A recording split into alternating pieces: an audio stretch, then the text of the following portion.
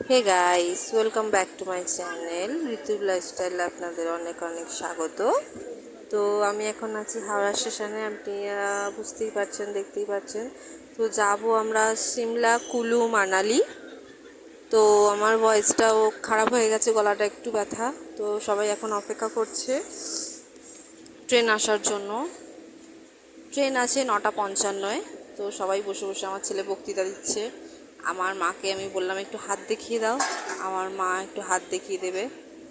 ওই যে, তো এবার আমাদের টাইম হয়ে গেছে, আমরা ট্রেনের কাছে চলে এসেছি। আমাদের ট্রেন দিয়ে দিয়েছে নেতাজি এক্সপ্রেস। এটা হচ্ছে কালকা মেল যেটাকে বলে।